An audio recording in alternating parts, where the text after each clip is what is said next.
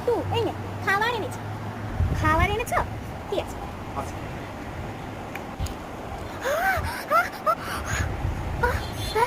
কি ঝাল! তোমার খাদ্য খাবার তুমি না।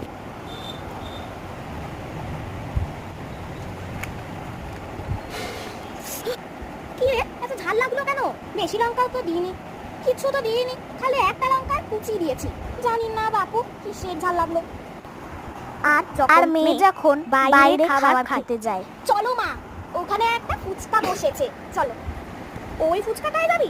চল তাহলে, তুই এগো, আমি আসছি।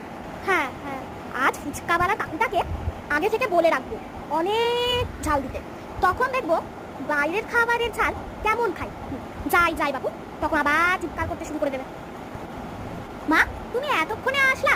এই দেখো, এবার ফুচকাটা নিব। হ্যাঁ হ্যাঁ দেন, 10 টাকায় কটা ফুচকা? এ বাবা, অনেকটাই তো কমিয়ে দিয়েছেন। যাই হোক, খেতে স্টার্ট করি। হ্যাঁ।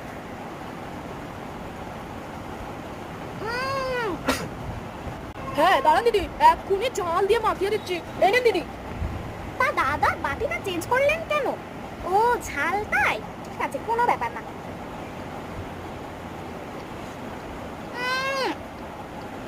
খুব ঝাল।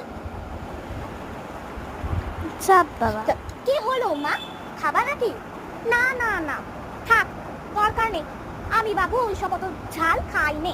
দাঁড়া, কাকুটাকে তো এখনো বলবো যে আরো ঝাল মাখতে, তখন দেখিস। তখন আমি দেখবো তুই বাড়ির ঝাল খাস না বাইরের খাবারের ঝাল খাস, তারপর তো হচ্ছে। কি গো মা, ফুসুর ফুসুর করে কি বলছো? কে কে? আমি? কই না তো।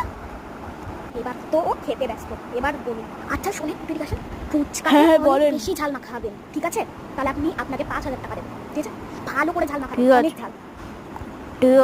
আরে আরে দেন কাকু, এত দেরি করলে চলে? এটাই তো লাস্ট ফুচকা। কি যে মায়ের সঙ্গে কথা লাগিয়েছেন। দারুণ করেছেন আপনি, দারুণ করেছেন। পরের বার থেকে ঝালটা একটু বেশি দেবেন, একটুও ঝাল হয়নি। ফুচকা মানে তো ঝাল জিনিস। কি, কাকুটাকে এত ঝাল দিতে বললাম তাও ওর ঝাল লাগলো না?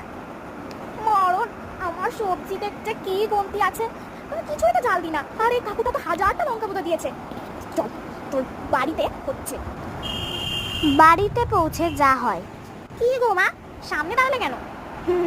সামনে দাঁড়ালাম কেন এটার উত্তর তো আমি নয়, খালি এই বলতে পারবে রে। এমনে আমি পালিয়ে যাই বাবা। বাড়িতে মেয়ে হলে তরকারিতে